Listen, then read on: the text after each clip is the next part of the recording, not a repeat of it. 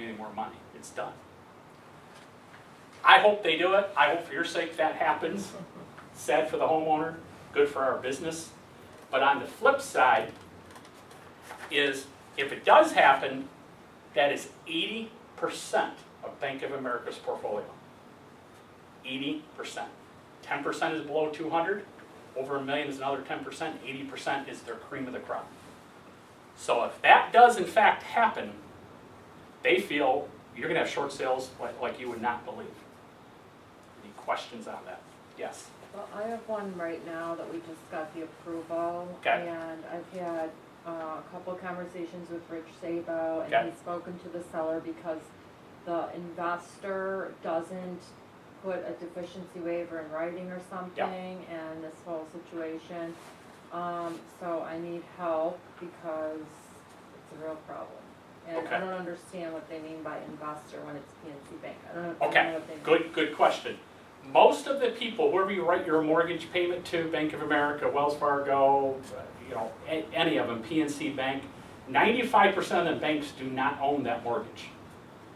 The people that own them are investors. What got us into this mess is a bunch of people out on Wall Street says, hey, why don't we come up with exotic mortgages, rate them or bury them in money market funds, AAA rate them, and sell them out on Wall Street. Well, they did that when the economy was booming.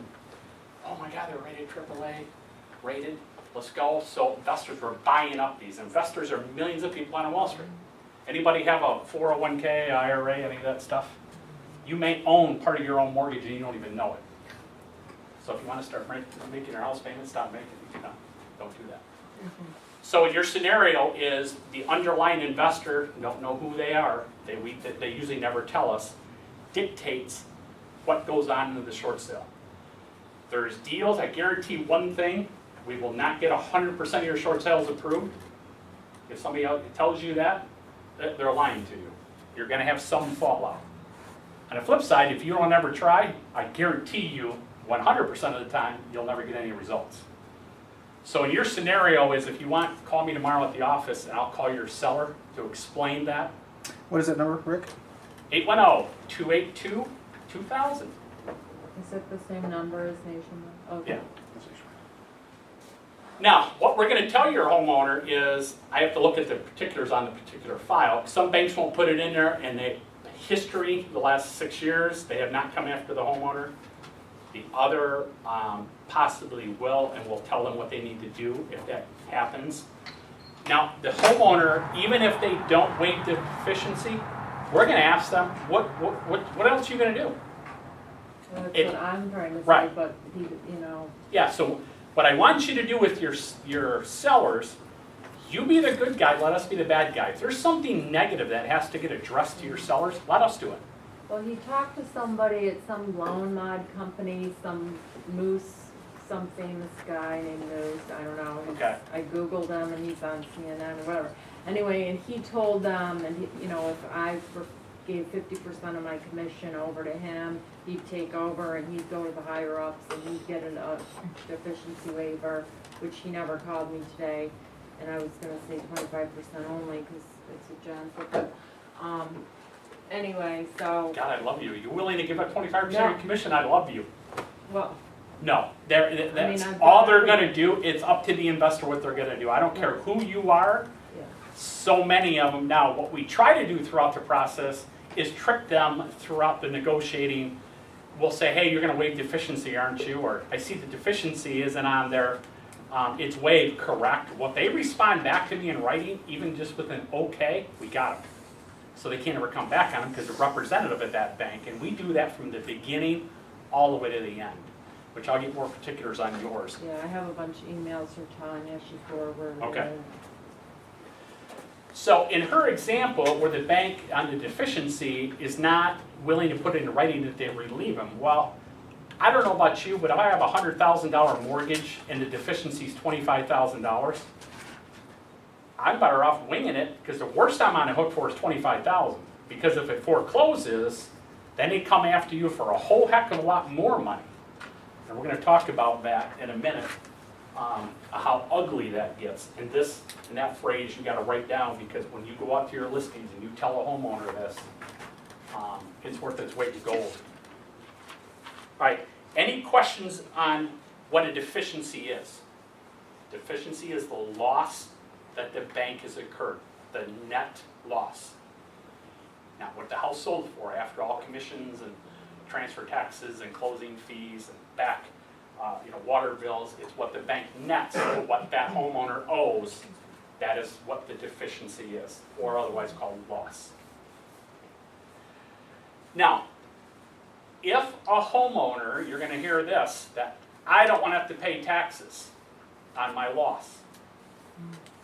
Currently, till December of 2012, there's a Mortgage Debt Forgiveness Act that Obama extended till the end of this year. Expired December of 2012. He extended it till 2013.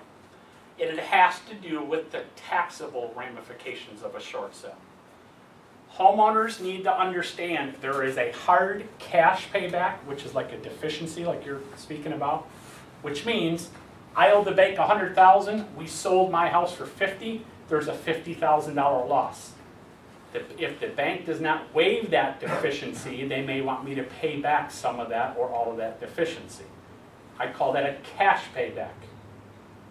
The other one is a taxable obligation. If we did my example, I owed $100,000, we sold it for $50,000, there's a $50,000 loss, and the bank does give the correct verbiage in their approval letter that they will not come after me. The bank just lost $50,000. The government makes that bank send me a 1099-C the following year. So if we closed it now, next year when I do my 2013 taxes, I'm going to have to report an income of that loss called a 1099-C. Well, if anybody's good with math, if you take a $50,000 1099 and you're in a 30% tax bracket, that's $15,000 you owe to the IRS. And one thing you never, ever, ever want to do is owe the IRS any kind of money, because it gets ugly. You want to talk about penalties and interest, which is illegal, how high they charge, but it is what it is. Here is what's going to help you for homeowner on defense. You need to do this now so you can qualify for the Mortgage Debt Forgiveness Act. And here is what the rules are for that act. Number one, it must be your primary residence you're selling. Number two, you can never have refinanced this home, stripped equity out of the home, and spent it on something other than the home. Let me give you an example. Let's say my house is worth $200,000. I owed $100,000. I refinanced it up to $150,000. I took $50,000 out and bought a new Cadillac. I am going to have to pay income taxes on that loss. Other example. It's worth $200,000. I owed $100,000. I refinanced it, and I took the $50,000 and put 24-karat gold faucets in the house. I will not have to pay income taxes on that money. As long as the money you took out, you reinvested in or on the property, pools, it doesn't matter. Kitchens, windows, roofs, you have to spend the money in or on the property. I mean, the Cadillac in the garage doesn't count? Okay, like a garage does not, because that baby can roll right up. Now, how do they prove that? Well, the only time they have to prove that is if they get audited, if they go to that section, refer them to their accountant, whoever does their taxes. Say, you know what, if you want further clarification on that, talk to whoever does your taxes. So, they are going to get a 1099-C, which is a good thing, because that means the bank waived that deficiency. The other good thing, as long as they do it by December of 2012, and it's your primary residence, so they didn't strip equity out, they will not have to pay income taxes on that 1099-C, so they got out of it clear and free. Yes? What if somebody refinance, like you said, pay all 100, finance 150, and paid for the debit he owes? No, Is this, they're going to have to pay income they're taxes gonna have on to that. pay? Yeah, because Okay. they took the equity out to pay off other debt. Yeah. The only way you can do that. Now, if their accountant wants to overlook that, that's why I say we are not tax accountants or any of that. defer them to their accountant, and if the accountant finds a way to get through that,